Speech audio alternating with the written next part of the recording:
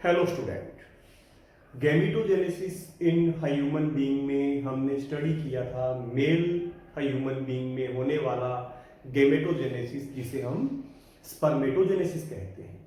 इस स्पर्मेटोजेनेसिस में mail human being के टेस्टिस मीन्स मेल गोनेड में प्रेजेंट सेमेनिफेरस ट्यूब्यूल्स ने इस स्पर्मेटोजेनेसिस के प्रोसेस से मेल गैमीट स्पर्म्स का फॉर्मेशन होता है। इस स्पर्मेटोजेनेसिस के प्रोसेस को हमने दो स्टेप में एक्सप्लेन किया था। फर्स्ट स्टेप में स्पर्मेटोगोनिया से हैप्लॉइड सेल स्पर्मेटिड्स बनती है और सेकंड स्टेप में इस स्पर्मेटिड का स्पर्म में डिफरेंशिएशन होता है।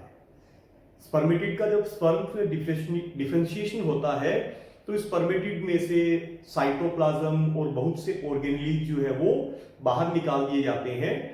उस स्पर्मेटिड का जो गोल्जी बॉडी है वो स्पर्म के एक्रोसोम में चेंज हो जाता है। न्यूक्लियस में कोई ज्यादा चेंजेस नहीं होता। स्पर्मेटिड के माइटोकॉन्ड्रिया भी यहाँ पर स्पर्म्स में बने रहते हैं। साइटोप्लाज्म का एक थोड़ा सा पार्ट यहाँ पर स्पर्म्स में बना रहता है। ज्यादातर साइटोप्लाज्म का जो पार्ट है उसे भी बाहर निकाल दिया जाता है और अदर जितने भी ऑर्गेनेलीज है उनको जब ये स्पर्मेटिड स्पर्म में चेंज होता है, जब इसका डिफरेंशिएशन होता है तो उसे सेल से स्पर्मेटिड की सेल से बाहर निकाल दिया जाता है। क्योंकि स्पर्म जो है, जो मेल गैमीट है, इसका फंक्शन सिर्फ मेल ह्यूमन बीइंग के क्रोमोसोम्स का जो एक हैप्लॉइड सेट है, मींस 23 क्रोमोसोम्स का जो एक सेट है उसे फीमेल गैमीट ओव्यूम तक ट्रांसफर करना है।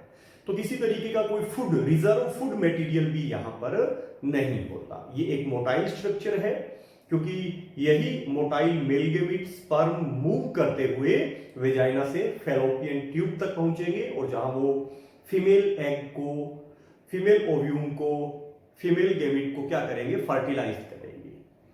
तो ये फर्टिलाइज्ड एग जिसे हम जाइगोट कहते हैं, आगे चलकर यही एक इंडिविजुअल में डेवलप होता है। तो वो सारी की सारी स्ट्रक्चर्स, एक्स्ट्रा स्टोर्ड फूड, वो सारे फीमेल गैमीट में होंगे क्योंकि फर्टिलाइजेशन के बाद में एक इंडिविजुअल में, एक चाइल्ड में, एक फीटस में डेवलपमेंट फीमेल गैमीट का होना है। तो यहाँ पे सिर्फ मेल गैमीट का इतना फंक्शन है कि ये मेल ह्यूमन बीइंग के स्पर्म्स के हैप्लॉइड सेट को ये फीमेल गैमीट ओव्यूम के अंदर ट्रांसफर कर देता है। तो अभी आज के इस क्लास में हम स्टडी करेंगे स्ट्रक्चर ऑफ स्पर्म, जिसको हम स्पर्मेटोजोआ भी कहेंगे। स्ट्रक्चर ऑफ ह्यूमन स्पर्म और स्पर्मेटोजोआ। आप इस डायग्राम में देख सकते हैं कि इस ह्यूमन स्पर्म और स्पर्मेटोजोआ के 3 पार्ट्स है: हेड, मिडल पीस, टेल। ये पार्ट जो हमारा है, यहां पर ये पार्ट हेड, ये पार्ट मिडल पीस और इससे पीछे का जो रेस्ट पार्ट है वो टेल। हाँ, हेड और मिडल पीस के बीच में एक कंस्ट्रिक्टेड एरिया भी है जिसे हम नेक कहते हैं। तो नेक एक तरीके से हम कह सकते हैं कि हेड और मिडल पीस को जोड़ने वाला, जॉइंट करने वाला एक पार्ट है। तो अभी हम स्टार्ट करेंगे स्ट्रक्चर ऑफ ह्यूमन स्पर्म और स्पर्मेटोजोआ। इसके 3 पार्ट्स है। फर्स्ट और मोस्ट इंपॉर्टेंट पार्ट हेड, जिसमें 2 स्ट्रक्चर है, एक्रोसोम एंड न्यूक्लियस। ये हेड है, आप इसमें देख सकते हैं, ये न्यूक्लियस है और इसके टिप या हम कहें इसके टॉप पर क्या प्रेजेंट है, एक्रोसोम, प्लाज्मा मेम्ब्रेन, जिसमें ये एक्रोसोम और इसके नीचे क्या है, न्यूक्लियस है। न्यूक्लियस में क्या होगा, मेल ह्यूमन बीइंग के हैप्लॉइड क्रोमोसोम का एक सेट होगा जिसे ये फीमेल गैमीट तक ट्रांसफर करेगा। न्यूक्लियस जैसा स्पर्मेटिड का था, लगभग वही स्पर्म में है, कोई ज्यादा चेंजेस नहीं हुआ। हाँ, न्यूक्लियस सेट, न्यूक्लियोप्लाज्म में से कुछ वाटर बाहर निकल जाता है, आरएनए भी बाहर निकाल दिया जाता है और जो स्पर्मेटिड का गोल्जी बॉडी था वो यहां पर चेंज हो चुका है, इसमें एक्रोसोम में।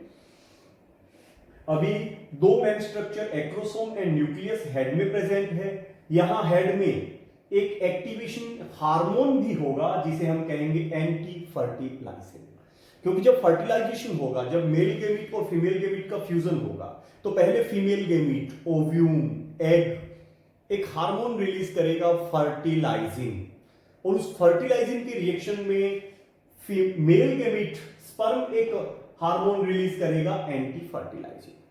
Female gamete ovum fertilising release करेगा, उसके रेस्पॉन्स में male gamete sperm anti fertilising release करेगा।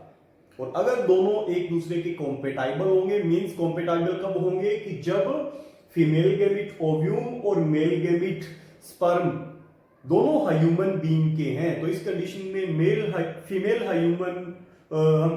ह्यूमन बीइंग के ओव्यूम फीमेल गैमिट ने जो फर्टिलाइजिंग रिलीज किया है और स्पर्म ने जो एंटी फर्टिलाइजिंग उसके रिएक्शन में रिलीज किया है, दोनों एक दूसरे के कॉम्पेटाइबल होंगे और फिर इस स्पर्म की उस ओव्यूम में क्या होगी, एंट्री होगी। अगर किसी अदर स्पीसीज का स्पर्म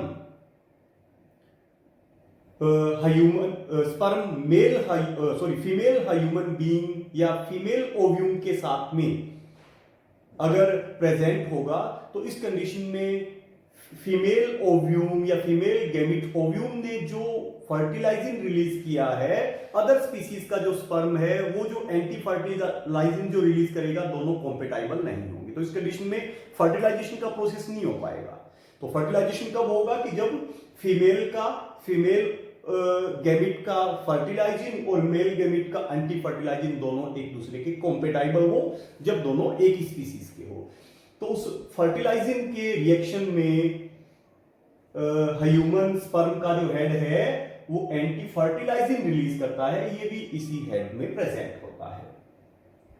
जब ये फीमेल गैमिट में ओव्यूम में एंटर करेगा, तो उसके बाहर की जो प्रोटेक्टिंग लेयर्स है उनको डाइजेस्ट करने के लिए, उनके लाइसिस के लिए एक लाइसिन एंजाइम भी स्पर्म के हेड में प्रेजेंट है, जो हाई एल्यूरोनिडेज और कैपेप्सिन के फॉर्म में प्रेजेंट है। तो क्या क्या स्ट्रक्चर है ये हेड, इसका हम कह सकते हैं स्पर्म का मोस्ट इंपॉर्टेंट पार्ट है। इसमें मेल गैमिट के क्रोमोसोम्स का सेट भी न्यूक्लियस में प्रेजेंट है। इसके न्यूक्लियस के ऊपर इसके हेड में एक्रोसोम भी प्रेजेंट है, वहां पे भी डाइजेस्टिव एंजाइम्स प्रेजेंट है। यहां पर लाइसिन एंजाइम होगा, किस फॉर्म में, हाई एल्यूरोनिडेज और कैथेप्सिन के फॉर्म में लाइसिन एंजाइम होगा। ये लाइसिन एंजाइम ही फीमेल गैमिट के बाहर की कवरिंग को डिसोल्व करते हैं, उनका लाइसिस करते हैं। एंटी फर्टिलाइजिंग हार्मोन भी यहां पे प्रेजेंट होगा, जो ओव्यूम के थ्रू रिलीज फर्टिलाइजिंग के रेस्पॉन्स में रिलीज किया जाएगा। और इसमें ये एक्रोसोम न्यूक्लियस जैसी इंपॉर्टेंट स्ट्रक्चर हेड में प्रेजेंट है। और ह्यूमन स्पर्म की हेड की शेप स्पून शेप्ड है। किसी भी एनिमल स्पीसीज में स्पर्म की शेप का जो डिटर्मिनेशन है वो स्पर्म की हेड की शेप से डिटर्मिनेट होता है। यहां पर स्पर्म या स्पर्म के हेड की शेप स्पून शेप्ड होगी। अभी हम सेकंड पार्ट करते हैं, मिडल पीस। वैसे तो स्पर्म के हेड और मिडल पीस के बीच में आप देख सकते हैं एक नैरो, एक कंस्ट्रिक्टेड एरिया है, जिसे हम क्या कहेंगे, जिसे हम नेक कहेंगे। ठीक है, तो नेक वो कंस्ट्रिक्टेड पार्ट है जो हेड को मिडल पीस से अटैच करता है। और इस नेक में आप देख सकते हैं दो इंपॉर्टेंट स्ट्रक्चर है। कौन सी, सेंट्रियोल।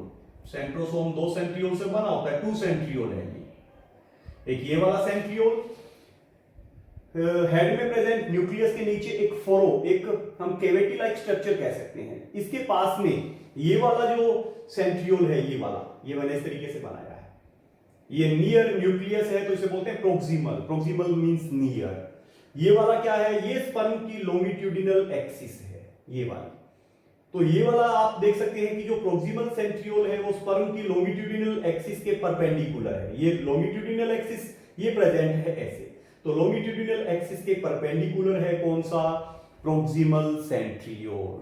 और दूसरा सेंट्रियोल क्या है कि इस प्रोक्सिमल सेंट्रियोल के 90 डिग्री के एंगल पे है, यानी आप इसको कह सकते हैं कि स्पर्म की लॉन्गिट्यूडिनल एक्सिस के अकॉर्डिंग है, उसकी लेंथ में है।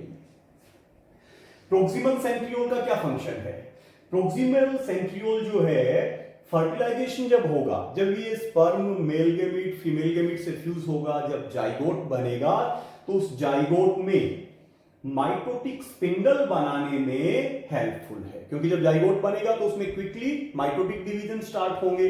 उसके लिए जो माइटोटिक स्पिंडल बनते हैं, स्पिंडल फाइबर्स हमने सेल डिवीजन में स्टडी किया था कि जब इस माइटोसिस, क्योंकि फर्टिलाइजेशन होगा, मेल और फीमेल गैमेट फ्यूज होगा, जाइगोट बनेगा, जाइगोट में कंटिन्यूअस जो माइटोटिक डिवीजन होंगे, उनके लिए माइटोटिक स्पिंडल बनाने में कौन हेल्पफुल होगा? Proximal centriole. इस जाइगोट में होने वाले ये माइटोटिक डिवीजन को हम क्लीवेज कहते हैं, जिनकी स्टडी हम आगे करेंगे। तो ये प्रोक्सिमल सेंट्रियोल क्या है? न्यूक्लियस के पास में है, स्पर्म की लॉन्गिट्यूडिनल एक्सिस के परपेंडिकुलर है। फंक्शन क्या है?